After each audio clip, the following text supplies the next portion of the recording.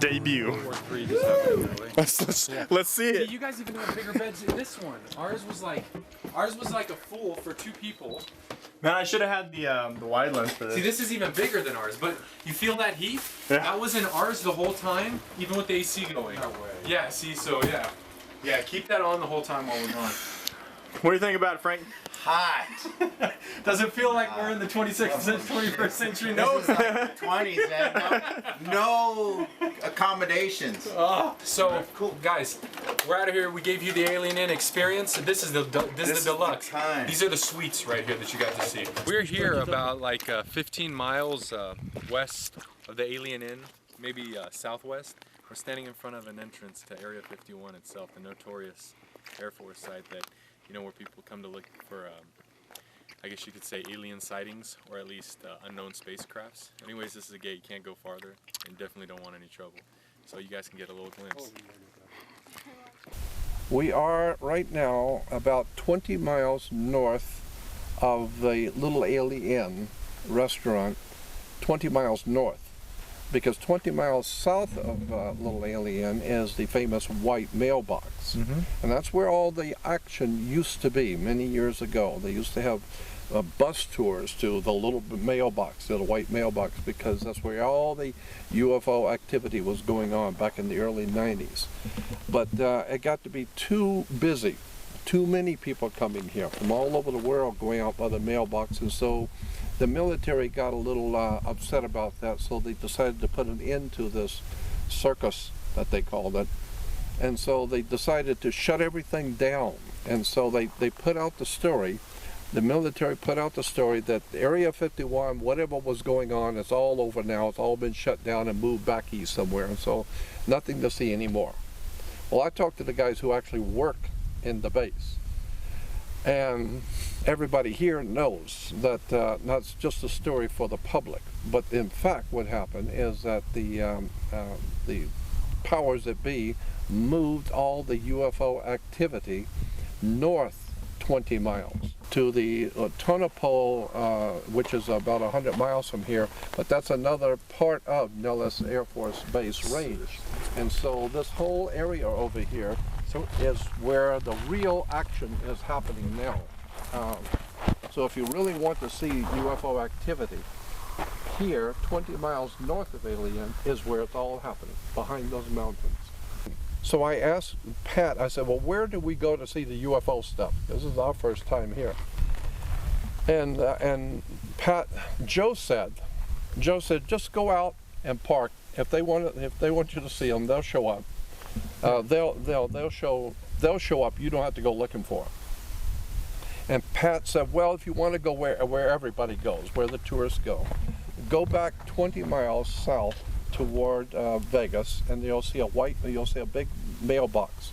Stop at the mailbox because right directly from the mailbox across on the mountain is Area 51, S4, right there.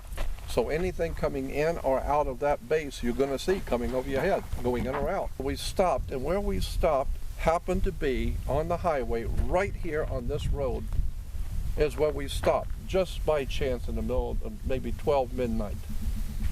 And so when we stopped, I had the bright lights on, and we could see this road going out, and so Ivy and Paul said, let's go out in the desert, let's drive out. It's a good road, let's just drive out. And I stopped the car, and I remember very vividly telling Ivy and Paul, I said, we've done something wrong. We're not supposed to be here. I'm getting this bad feeling about being here. I'm getting out of here. And I pulled over here, pulled back. I was going to take off and go back to the highway. And Paul and Ivy got all upset, and I said, look, at least you could do is stop. There's nobody out here. There's 3 of us. Just stop and we'll get out for a minute. Well, that night it was totally overcast. And I don't know if you've ever been out in the middle of nowhere when it's totally overcast. But I mean no moon and no stars, period. So it was absolutely black, and I've never had that experience before in my life, in being in total black darkness. Because I knew they were here, I know the car's here, I can hear them, but you can't see anything. It was a strange experience, just that alone.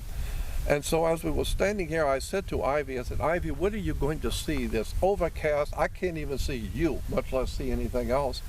And while we were talking, all of a sudden, out here to which will be northeast, the cloud began to open up, kind of like a little opening in the clouds, and so obviously you could see the stars. Well, on a totally dark night, any light you see immediately, no matter how small. So the moment that cloud opened up, we saw the stars, and Ivy and Paul said, look, the clouds are opening. When we said that, and we're not even out of the car, maybe a minute and a half at most. Yeah. Two beautiful, gorgeous, disc-shaped things came through the cloud. As they came through, they weren't flying through, they floated through. And they floated very slowly, and each one was about the size of the full moon. So they're not a little light in the sky, full moon size. Yeah. Two beautiful, and they were glowing bluish white light.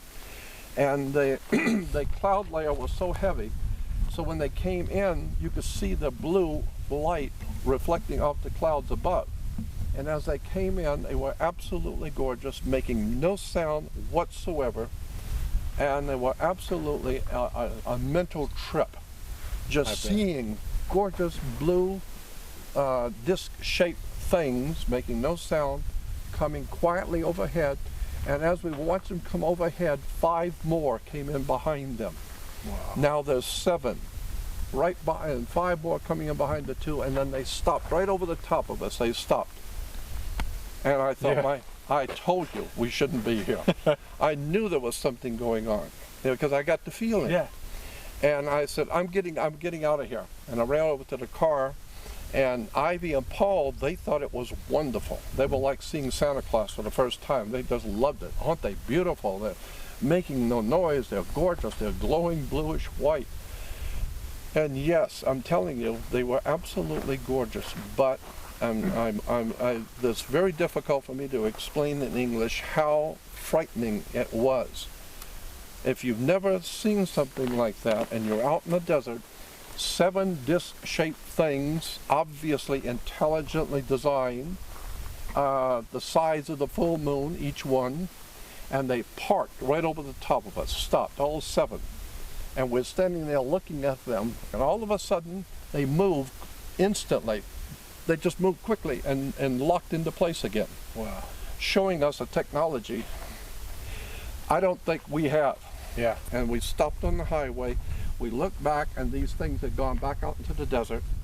And I was so emotionally wrecked, I don't even remember exactly what happened, but they went back out into the desert, they were gone.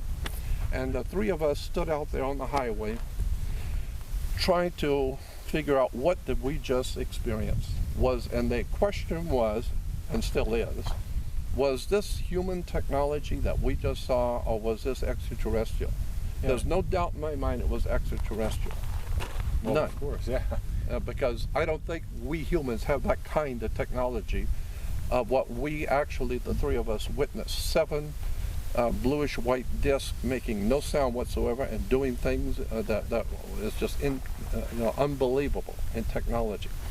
So that's why there's no doubt in my mind that we have, in point of fact, alien intelligences here, and they are in some way or another connected with Area 51 and the military establishment here, and that is why even the President of the United States does not have clearance to go into Area 51. Wow. The President cannot come to Area 51. And a lot of people don't know that.